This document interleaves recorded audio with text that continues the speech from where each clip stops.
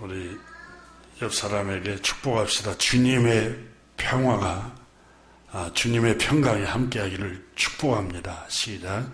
주님의 평강이 함께하기를 축복합니다.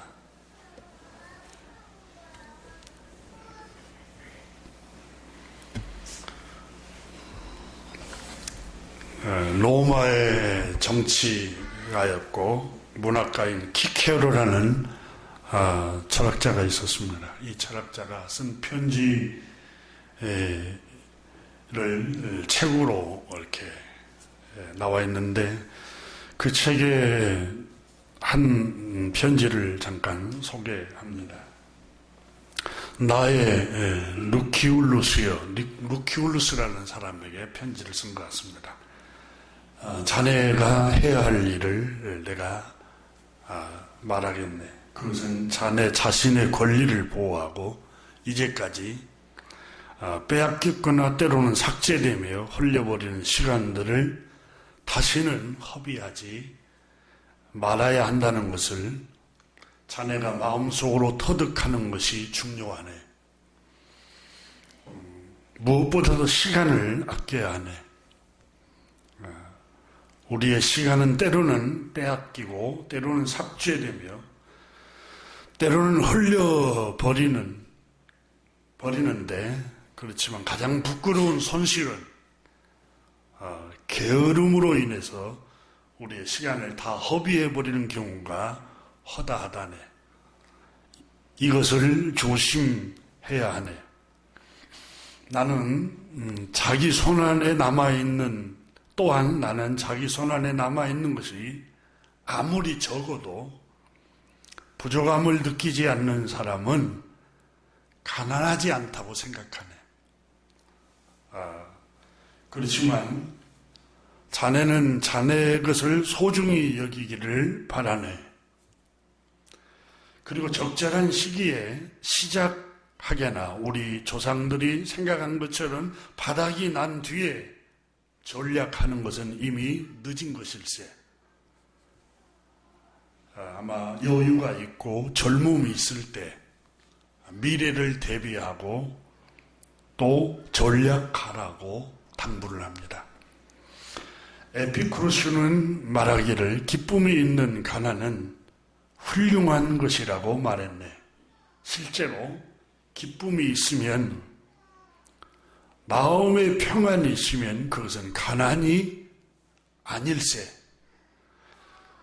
조금밖에 가지지 않는 사람이 아니라 더 많은 것을 원하는 사람, 그것이 바로 진정으로 가난하고 불행한 사람이라고 생각하네.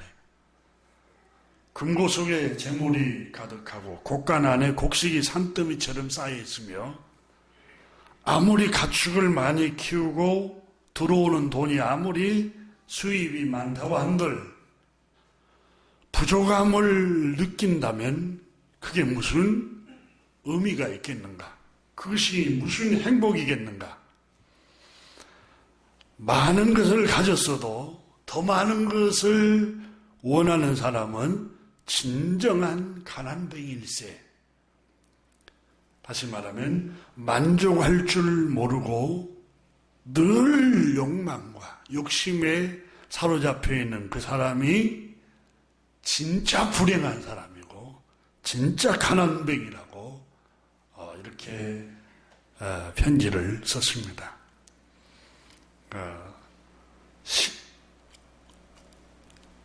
오늘 우리가 읽은 바울 선생의 편지, 이 바울 선생은 우리가 이 편지를 살피기 전에 빌립보서 4장에 보면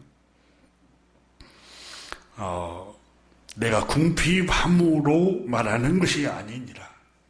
어떠한 형편에든지 나는 자족하기를 배웠노니 그랬습니다. 만족하는 비결을 배웠다.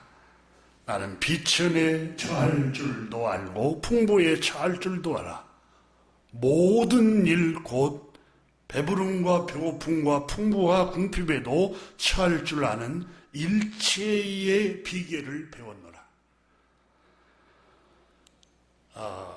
내게 능력 주시는 자 안에서 내가 모든 것을 할 수 있느니라.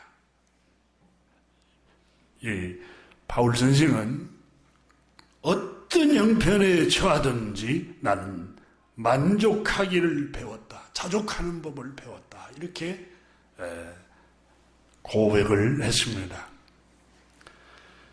그래서 바울 선생은 고린도 교회에 보낸 서신에서도 고린도 후서 6장에 보면 4절 이하에 오직 모든 일에 하나님의 일꾼으로 자천하여 많이 견디는 것, 환난과 궁핍과 고난과 매맞음과 갇힘과 난동과 수고로움과 자지 못함과 먹지 못함 가운데서도 잘 견뎌냈다는 겁니다. 제가 이 성경을 묵상하면서 사람이 잠을 못 자는 것처럼 힘드는 게 없는데 그걸 견뎌내고 옥에 갇힌 것처럼 힘든 게 없는데 그걸 또 견뎌내고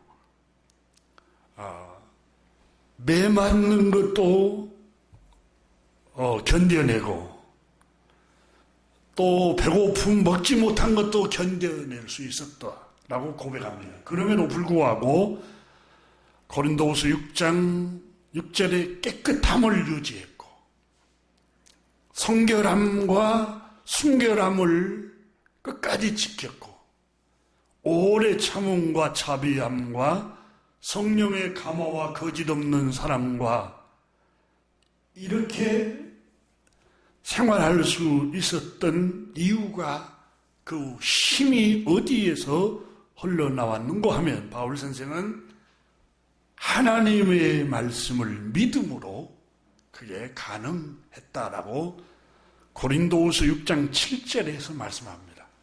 7절에서 보면 진리의 말씀과 하나님의 능력으로 의의 무기를 좌우에 가지고 있었기 때문에 그걸 승리할 수 있었다라고 고백합니다.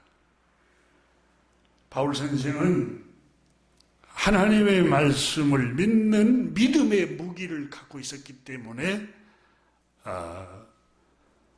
그런 극한 환난 중에도 순결을 지키고 오래 참고 믿음을 지키고 순수한 사랑을 할 수 있었던 것은 진리의 말씀과 하나님의 능력으로 의의 무기를 좌우에 가지고 있었기 때문이다.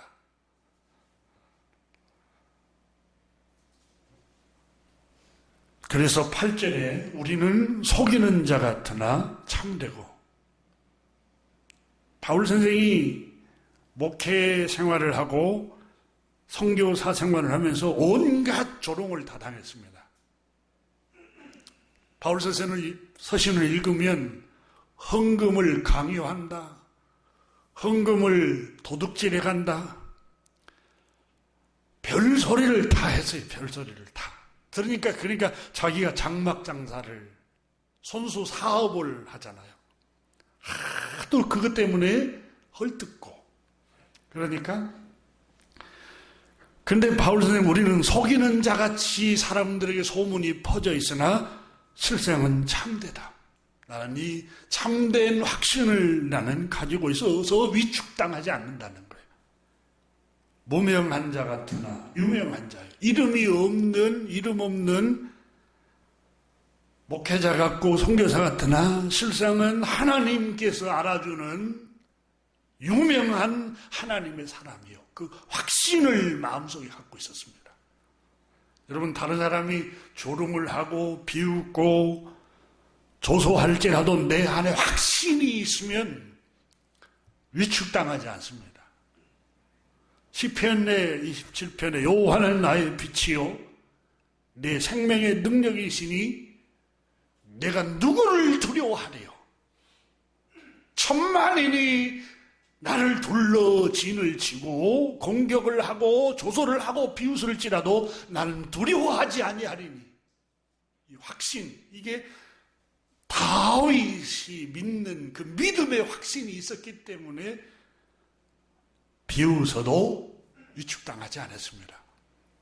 무명한 자 같으나 유명한 자요 죽은 자 같이 보이나 보라 우리는 진짜 살아있는 사람들이요. 육체적으로는 형편없고 초라하고 죽은 사람같이 보여도 영적으로 정말 우리는 살아있는 사람들이다. 아무것도 없는 자 같으나 모든 것을 가진 자로다. 여러분, 모든 것을 가진 사람은 어떤 상태입니까? 부족함이 없는 상태입니다. 부족함이 없는 상태. 만족한 삶입니다. 여러분, 다 가졌어요. 좋은 집, 좋은 가정, 좋은 자동차, 좋은 직업, 높은 직책을 가졌어요.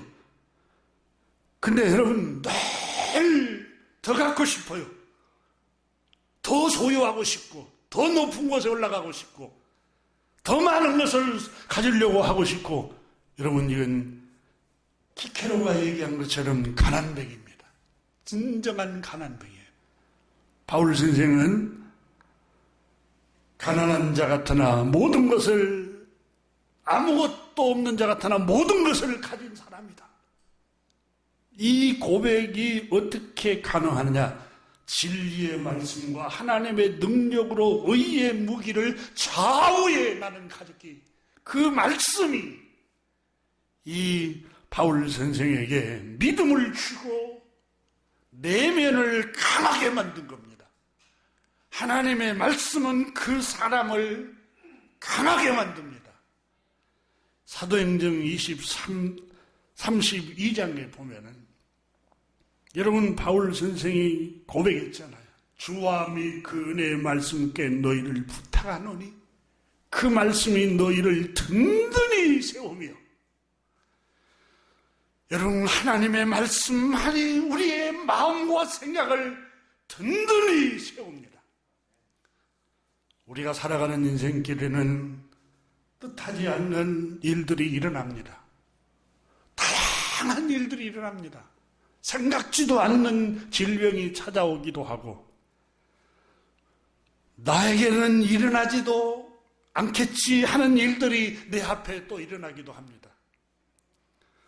여러분, 그런데 그런 환난과 시련과 위기를 어떻게 우리가 딛고 일어설 수 있겠습니까? 바울 선생은 스스로 고백했습니다. 진리의 말씀과 하나님의 능력의 무기를 좌우에 가졌기 때문에 나는 넉넉히 승리할 수 있었다 고백했습니다. 주와 및 하나님의 말씀께 너희를 부탁하노니 그 말씀이 너희를 능히 든든히 세운다. 여러분, 우리 주님 예수 그리스도께서도 친히 말씀하시기를, 말씀을 듣고 그 말씀을 믿고 그 말씀을 행하는 사람은 반석 위에 세운 집과 같이 비바람이 치고 홍수가 몰려오고 창수가 내리고 비가 들이 흘러 넘쳐 날지라도 그 집은 쓰러지지 아니한다고 말씀하였습니다. 주와 그 은혜의 말씀께 너희를 부탁하노니 그 말씀이 너희를 든든히 세운다는 겁니다. 여러분, 우리의 생각이 하루에도 12번씩 변합니다. 불안했다가 기뻤다가, 즐거웠다가 근심했다가, 염려했다가, 우리 마음의 생각이 얼마나 많이 흔들립니까? 갈대처럼. 흔들리지 않는 비결이 뭡니까? 하나님의 말씀을 붙들어야 됩니다. 하나님의 말씀을 주야로 그걸 읽을 때 그 말씀이 내 생각을 지배하고 그 말씀이 내 생각과 마음을 지배할 때 여러분, 불안이 흔들지 못합니다. 근심과 염려가 흔들지 못하고 환경이 우리를 쓰러뜨리지 못합니다. 그래서 바울 선생은 진리의 말씀을 믿는 믿음과 성령의 능력과 의의 무기를 좌우에 가질 때 우리는 무명한 자같이 보여도 유명한 자요. 죽은 자같이 보여도 살아있는 자요. 근심하는 자 같으나 기뻐하면서 살아가는 사람이라고 고백했던 겁니다. 하나님의 말씀을 믿는 그 믿음이 있을 때 겨우 여러분 우리는 승리할 수가 있음을 성경은 우리에게 말씀합니다. 오늘 우리가 읽은 말씀은 행위로 구원을 받는다 그런 의미가 아니라는 점을 지난 시간에 말씀을 드렸습니다. 그러나 하지만 오늘 본문은 하나님은 각 사람이 행한 대로 보응하신다라는 말씀은 사실입니다. 구원은 하나님의 그저 주시는 은혜로 믿음으로 예수 그리스도를 믿음으로 구원을 받습니다.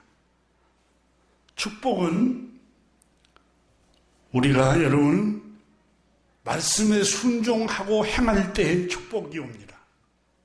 구원은 은혜로 받지만 축복은 하나님의 말씀을 행할 때 복을 받는다는 점을 오늘 본문이 말씀합니다. 성경을 다 같이 한번 보십시오. 6절을 보시면 하나님께서 각 사람에게 그 행한 대로 보응하시되 응답하시되 그만 행한 대로 갚으시되 7절에 참고 선을 행하여 영광과 존귀와 썩지 아니함을 구하는 자에게는 영생으로 하시고 그랬습니다. 영생으로. 반면에 당을 지어 자기 욕망을 따르는 자는 진리를 따르지 않는 자에게는 불의를 따르는 자에게는 진노와 분노로 하시리라. 9절에 악을 행하는 각 사람에게 영에게는 환난과 곤고가 있으리니 유대인이든지 헬라인이든지 차별이 없고 선을 행하는 사람은 누구든지 영광과 존귀와 평강을 유대인이든지 헬라인이든지 하나님은 사람을 차별하지 않고 갚으시는 분입니다. 라는 사실을 본문에 기록을 하고 있습니다. 오늘 본문의 말씀은 여러분 7절에 보면은 영생으로 하시고 그 말씀이 기록이 됩니다. 다시 말하면 여러분 영생을 어떻게 얻습니까? 어떻게 이 성경을 우리 문자 그대로 보면은 선을 행함으로 영생을 얻는구나 이렇게 오해할 수가 있는데 그런 의미가 아닙니다. 성경을 이해할 때는 본문 문맥을 다 보고 문맥을 또 이해하려면 전체 한 장을 보고 한 장을 이해하려면 그 성경 전권을 이해해야 되고 이 말씀은 여러분 우리가 이렇게 생각하면 됩니다. 요한복음 1장 12절에 영접하는 자, 그 이름을 믿는 자들에게는 하나님의 자녀가 되는 권세를 주셨다. 하나님의 자녀가 어떻게 됩니까? 그 구절에 의하면 예수님을 구주로 영접해야 됩니다. 그럼 누가 영접합니까? 내가 영접합니다. 내가 의지를 가지고 영접을 해야 됩니다.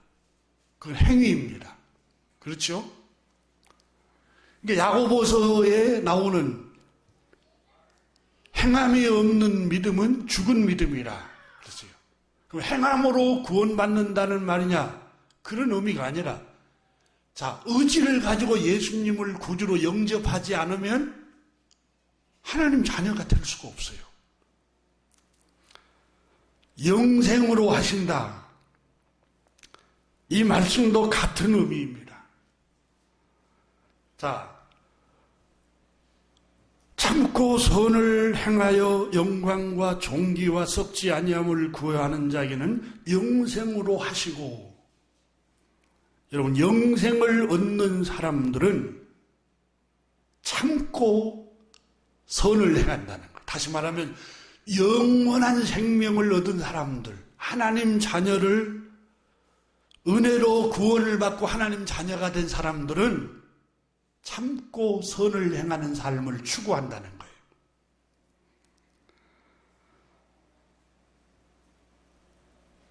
7절에서 참고 라는 말은 인내한다라는 뜻입니다. 선을 행한다, 착한 일을 추구한다, 착한 행실을 한다라는 뜻입니다. 이것이 구원받은 하나님의 백성들의 모습이라는 겁니다. 선을 행해서 구원을 받은 게 아니라 이미 은혜로 구원을 받았어요. 예수님을 구주로 영접한 사람들은. 근데 이미 구원을 얻은 백성들은 반드시 고난이 와도 믿음을 지키기 위해서 참고 또 선을 행하면서 고난이 오고 억울한 일이 있어도 참아내고 끝까지 선을 행한다는 거예요. 이것이 영생을 얻고 구원받는 사람들의 특성이라고 성경은 말씀합니다. 자, 여러분 우리가 성경 말씀을 전체 우리가 이렇게 통찰해야 될 이유가 바로 여기 있습니다. 마태복음 7장에 보면 16절에 예수님은 그들의 열매로 그들을 알지니 그랬어요. 우리가 은혜로 구원받은 하나님의 백성임을 어떻게 알 수 있습니까?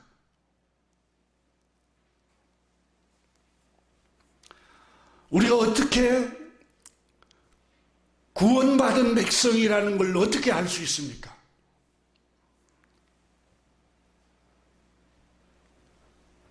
혹자는 로마서 10장에 나오는 9절, 10절을 그 9절만 뽑아가지고 누구든지 입으로 예수를 주로 시인하고 고백하면 구원받는다. 이렇게 계속 구원의 확신을 심어주기 위해서 가르치기도 합니다.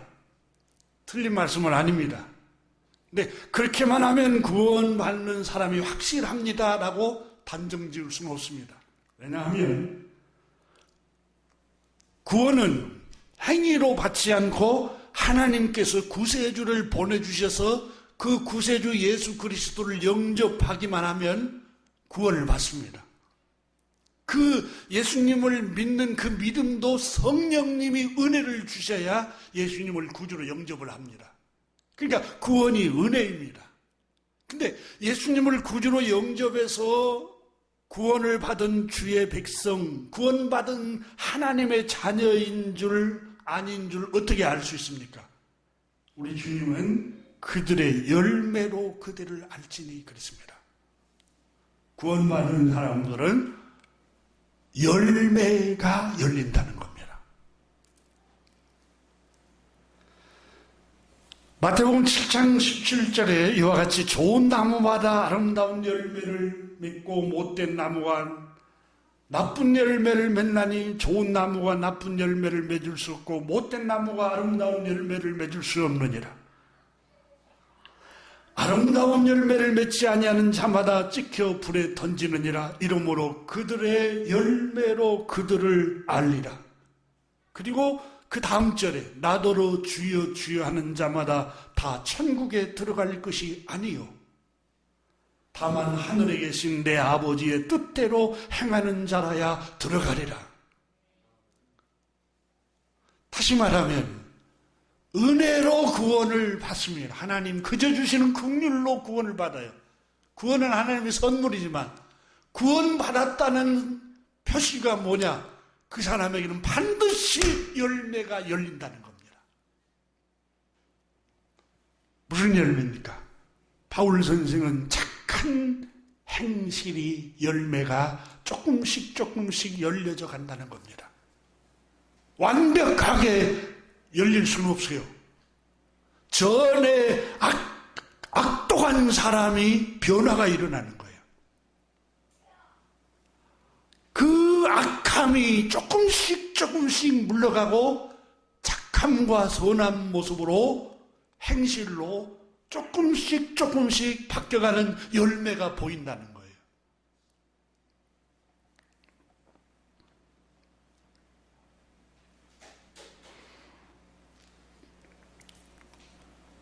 본문 6절에도 참고 선을 행하며 10절에도 선을 행하는 사람에게는 영광과 존귀와 평강이 있을 것이라고 축복을 했는데 7절에서 영생을 얻는 사람들의 모습이라고 말씀합니다. 자, 실제로 우리 주님께서 마태복음 5장 9절에 이런 사람은 진짜 구원받은 사람임을 확신할 수가 있다. 구원은 믿음으로 받습니다.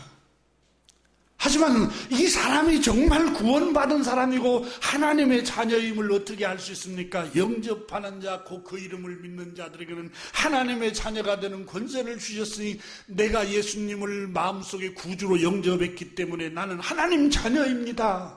확신하는 건 좋습니다. 그러나 진짜 안전하냐?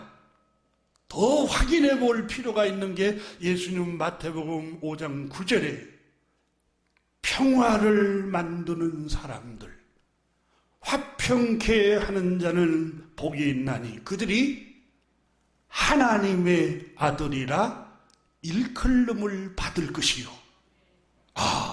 하나님의 아들, 하나님의 자녀, 하나님의 딸, 정말 이 사람은 구원받은 사람이구나. 이걸 어떻게 더 확신할 수 있다고, 검증해 볼 수 있다고 말합니까? 이 사람이 평화를 만들고 다니는 사람인가? 아니, 나는 가정에서 평화를 만드는 사람인가?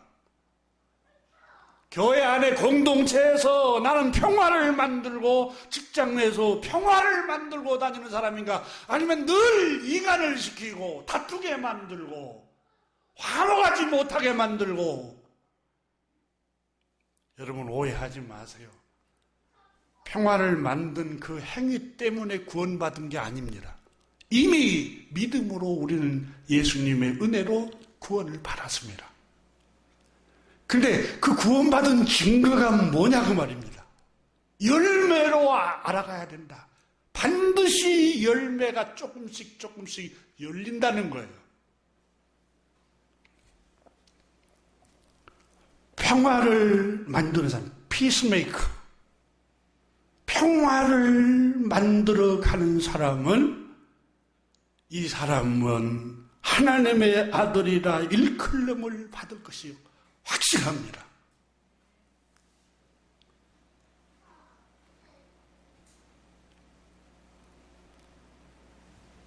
그리고 마태복음 5장 13절에 주님께서 너희는 세상의 소금이니 소금의 열매를 맺는다는 겁니다. 소금이 만일 그 맛을 잃으면 무엇으로 짜게 하리요? 후에는 아무 쓸데없어 다만 밖에 버리워져 사람에게 밟힐 뿐이니라. 소금의 열매, 소금의 역할을, 열매가 없으면 소금이 아니라는 거예요. 그리고 14절에 너희는 세상의 빛이라 산 위에 있는 동네가 숨기지 못할 것이요 사람이 등불을 켜서 발 아래 두지 아니하고 등경 위에 두나니 이러므로 집 안 모든 사람에게 비치느니라. 이같이 16절에 너희 빛이 사람 앞에 비치게 하여 그들로 너희 착한 행실을 보고 하늘에 계신 너희 아버지께 영광을 돌리게 하라. 여러분, 구원받은 사람들은 열매가 조금이라도 열려간다는 거예요. 착한 행실이 동반된다는 겁니다.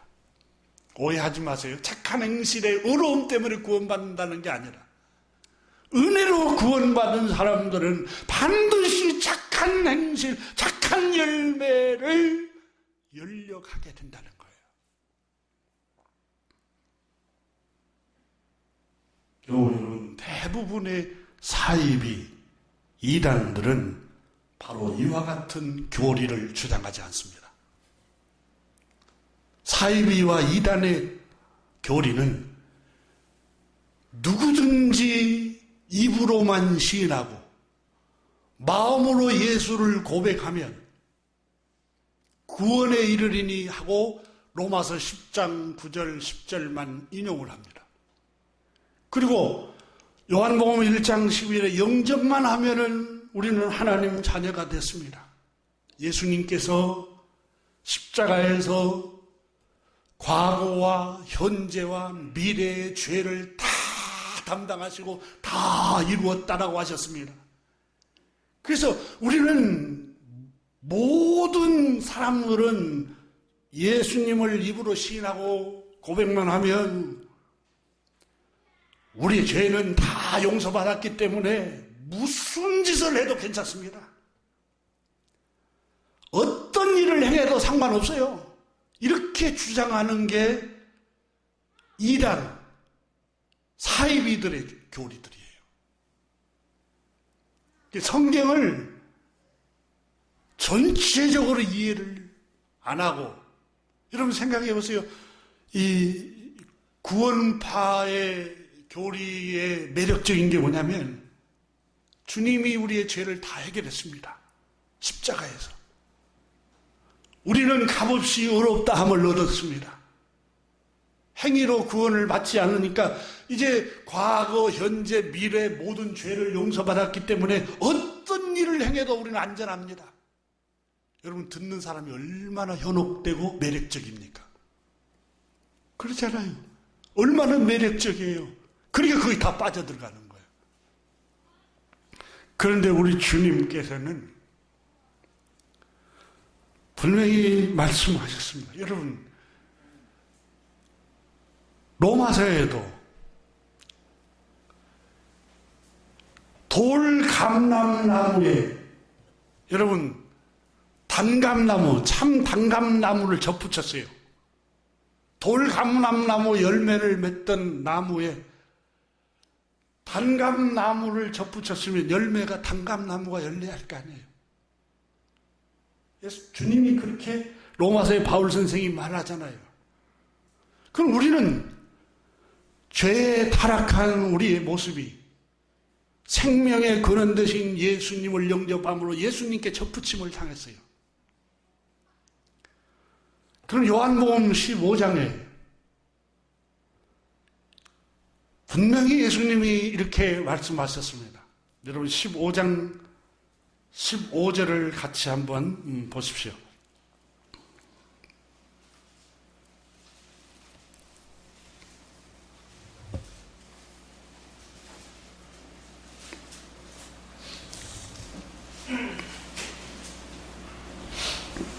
아, 5절을 보면 5절 나는 포도나무요 너희는 가지라 그가 내 안에 내가 그 안에 거하면 사람이 열매를 많이 맺나니 나를 떠나서는 너희가 아무것도 할 수 없음이라.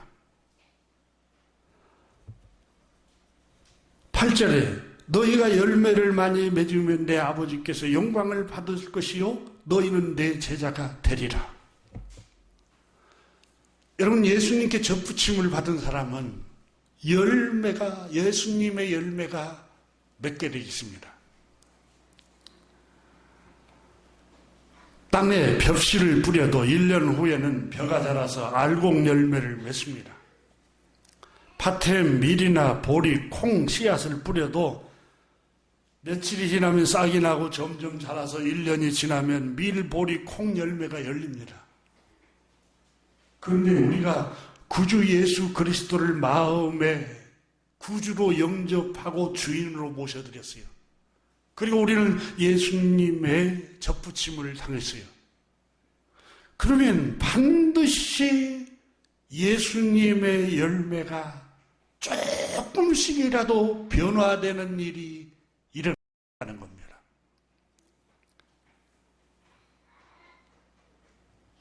여러분 한국 기독교에 타락이 어디서 온 줄 압니까?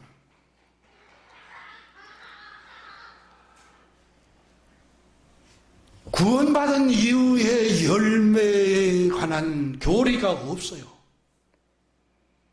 전체가 그런다는 게 아니라 일부.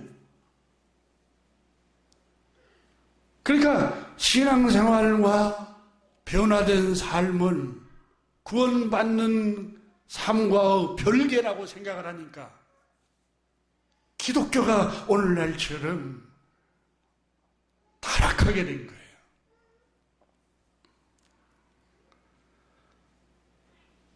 구원받은 사람들은 점진적으로 열매를 맺어간다는 사실입니다. 예수를 믿을 때나 안 믿을 때나 사악함이 똑같고 악한 짓 하는 게 똑같고 폭행 저지르는 게 똑같아요. 변화가 없어요. 예수님을 입으로 시인하고 마음으로 믿는다고 하는데 열매가 전혀 보이지를 않아요. 종교 생활만 할 뿐이지. 기도는 열심히 하고 철야 기도는 열심히 하고 종교 생활은 열심히 하는데 착한 행실이 전혀 일어나지를 않아요. 그러면 한번 돌아봐야 돼요. 정말 내가 구원받은 하나님의 백성인가를 돌아봐야 됩니다. 여러분, 로마서 1장부터 11장은 믿음으로 의롭게 되며 예수 그리스도를 믿음으로 의롭게 되며 하나님이 보내신 구주 예수 그리스도를 믿음으로 값없이 죄 사함 받으며 구원을 받습니다. 인간은 율법의 행위로 구원을 받을 수가 없는 전적으로 죄로 타락한 인간입니다. 이게 로마서 1장부터 11장에 나오는 주제입니다. 예수님을 하나님이 보내신 구주 예수 그리스도를 믿으면 죄 사함 받고 구주로 영접하고 주인으로 삼으면 구원에 이릅니다. 자, 예수님을 여러분 영접하셨죠? 구원 받았습니까? 만일 그렇다면 하고 12장부터 16장까지 여러분이 구원을 받았다면 열매가 나타나야 됩니다. 하고 12장부터 16장까지는 바울 선생이 진술하고 있는 내용입니다.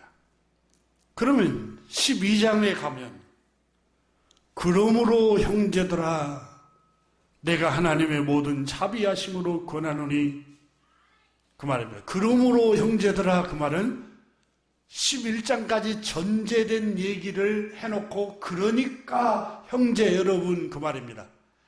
믿음으로 예수님을 믿음으로 값없이 구원을 받았다면 형제들아 너희가 정말 구원을 받았다면 너희 몸을 하나님이 기뻐하시는 거룩한 산 제물로 드려라. 너희 몸을 하나님 앞에 산 제물로 드리는 게 뭘까요? 2절에서 설명합니다. 로마서 12장 2절에 너희는 이 세상을 본받지 말아라. 이게 구원받은 사람들의 추구하는 새로운 삶의 태도입니다.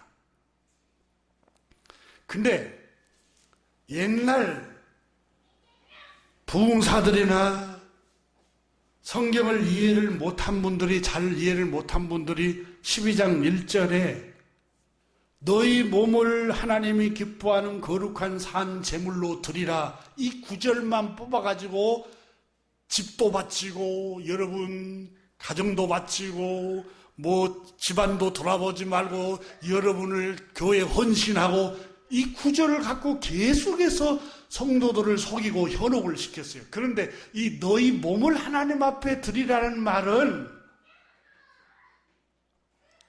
2절에서 이 세상 악함을 본받지 않고 살아가는 게 하나님께 헌신하는 거예요. 그게. 그러니까 교회 안에 와서 활동하는 것만이 헌신이 아니라 이 세상의 삶을 본받지 않는 것. 세상이 악하고 엄난하다 그랬잖아요. 음란한 생활을 추구하는데 늘 성결한 생활을 추구하고 다 악하고 이기적이고 자기 욕망을 추구하는데 착하고 선한 일을 추구해가요. 이게 하나님께 헌신된 삶이에요.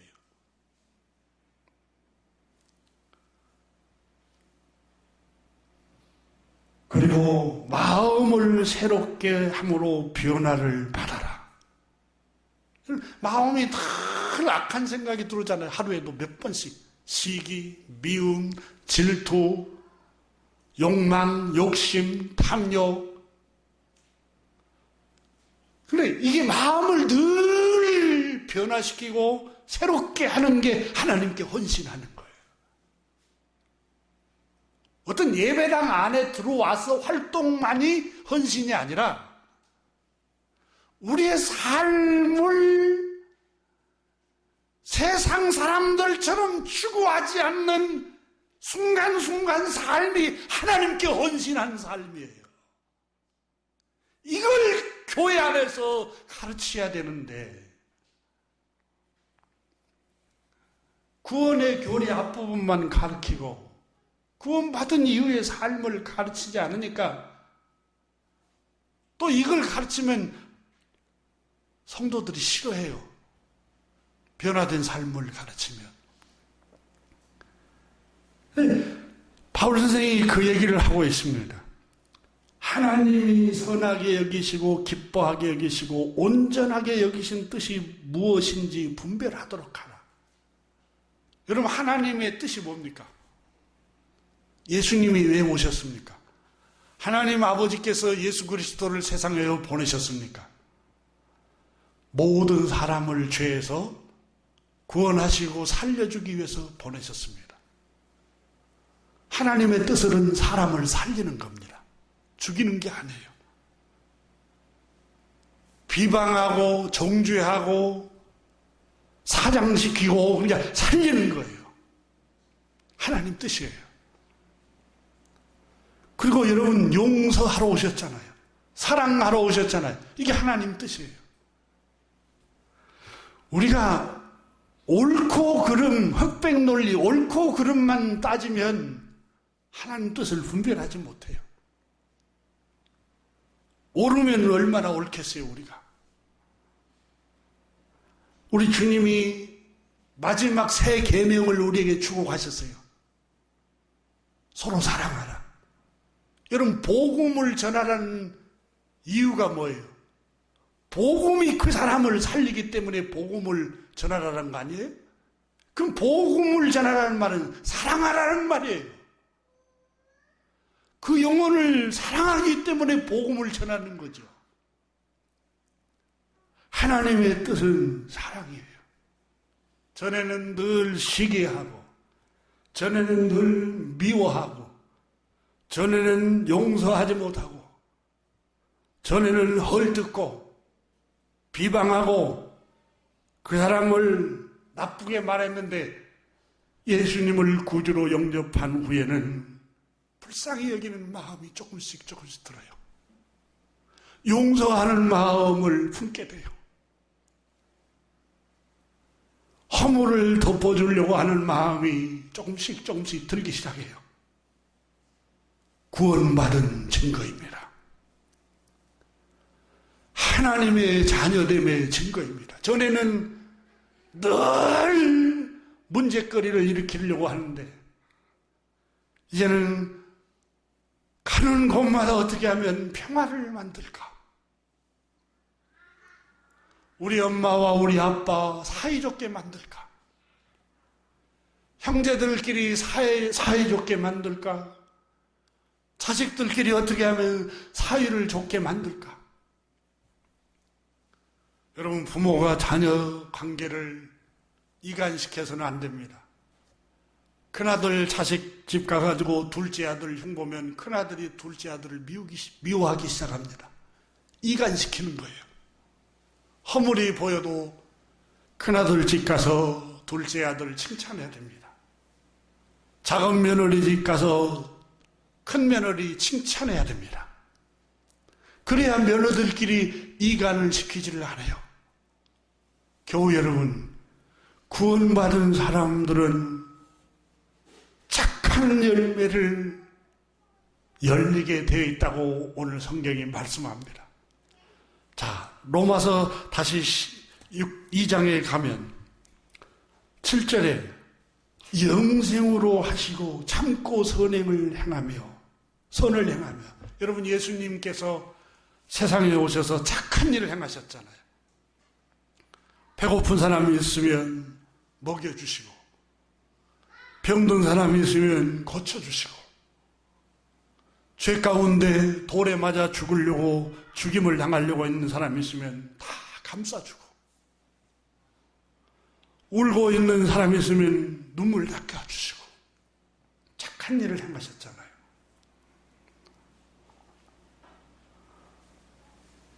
예수님을 구주로 영접한 사람들, 구원받은 사람들의 열매는 착한 일을 행하는 겁니다. 오늘 로마서 2장 7절에서 바울 선생은 참고 선을 행하여 영광과 존귀와 썩지 아니함을 구하는 자에게는 영생으로 하시고, 영생을 얻는 사람은 참고 선을 행한다는 겁니다. 여러분, 마지막 때, 심판 때 어떤 일이 일어날 것인가를 마태복음 25장에 예수님께서 말씀하셨습니다. 마태복음 25장에는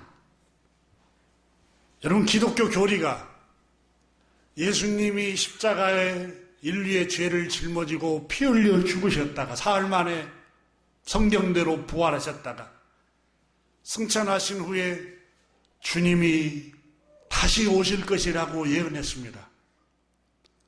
그러면 사도행전 1장에 보면은 제자들이 하늘을 보니까 천사가 내려와서 어찌하여 하늘을 우러러 보느냐, 너희가 본 주님은 본 그대로 다시 구름 타고 오실 것이다, 이렇게 말씀하셨잖아요. 근데 마태복음 25장에 예수님께서 인자가 아버지의 영광으로 그 천사들과 함께 오리니 그때 각 사람이 행한 대로 갚으리라, 이렇게 기록되고 있습니다. 모든 민족을 그 앞에 모으고 각각 구분하여 목자가 양과 염소를 구분한 것 같이 양은 오른편에 염소는 왼편에 두리라. 그때에 오른편에 있는 자들에게 내 아버지께 복을 받은 자들이여, 창세로부터 너희를 위하여 예비된 나라 하나님 나라를 상속받으라. 내가 줄일 때 너희가 먹을 것을 주었고, 목마를 때 마시게 하였고, 나그네 되었을 때 영접하였고, 헐벗을 때 옷을 입혀줬고, 병들었을 때 돌아보았고, 옥에 갇혔을 때 와서 보았느니라. 그때 오른편에 있는 자들이 대답하기를, 주여 언제 주님이 줄이신 것을 우리가 보았나이까? 그때 주님께서 나그네 주님께서 말씀하시기를, 여기 내 형제 중에 지극히 보잘것없는 자, 비천한 자, 천한 사람에게 한 것이 곧 나에게 한 것이니라, 이렇게 주님께서 말씀하셨습니다. 왼편에 있는 자들에게는 주님께서 말씀하셨습니다. 저주를 받고 불이 타는 곳에 너희는 들어갈 것이다. 지옥에 들어갈 것이다. 어째서 그렇습니까? 여기 내 형제 중에 지극히 작은 자에게 한 행위 때문이라고 말씀하였습니다. 저주를 받은 자들아, 나를 떠나 마귀와 그 사자들을 위하여 예비한 영원한 불에 들어가라. 내가 줄일 때 너희가 먹을 것을 주지 않았고, 목마를 때 마시지게 하지 아니하였고, 나그네 되었을 때 영접하지 않았고, 헐벗을 때, 병들었을 때 돌보지 않았고, 주여 언제 주님이 그런 일을 당하셨습니까? 그때 주님께서 말씀하셨습니다. 지극히 작은 자에게 하지 않는 것이 곧 내게 하지 않는 것이니라. 마지막 주님께서 심판하실 때 우리의 행실을 따라서 하나님께서 심판하신다고 마태복음 25장에 기록을 하고 있는 이 말씀이 사실입니다. 그러므로 구원을 받는 하나님의 백성들은 완벽하게 그런 일을 다 할 수는 없습니다.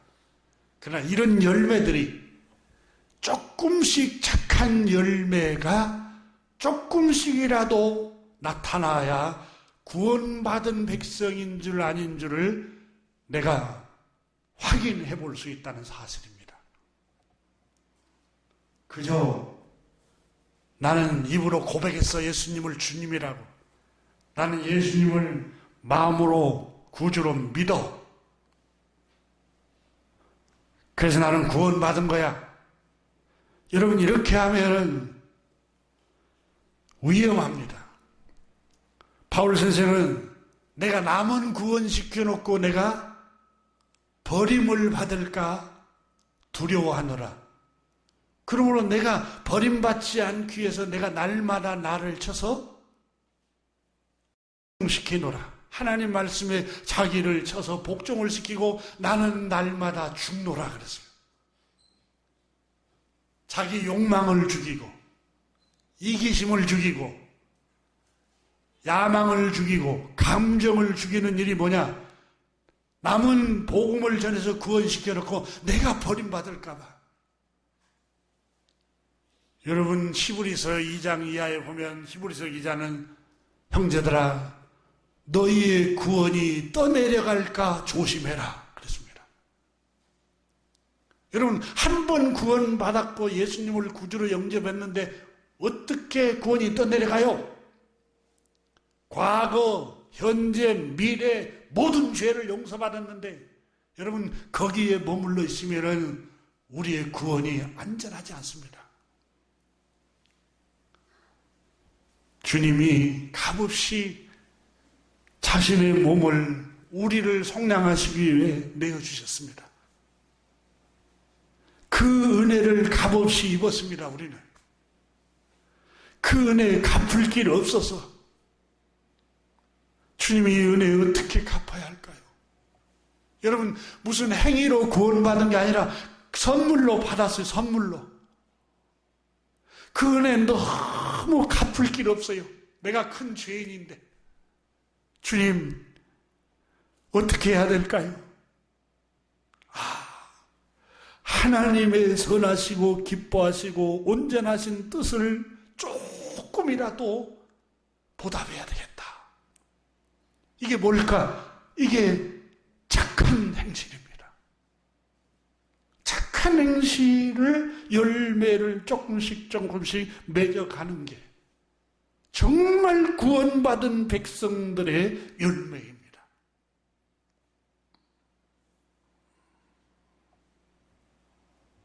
사랑하는 교회 여러분, 오늘 바울 선생은 로마서 2장에서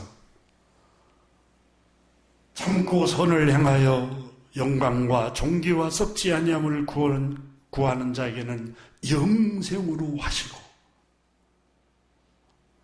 영원한 생명을 얻는 사람들은 참고 선한 행실을 열매를 맺어간다는 사실입니다.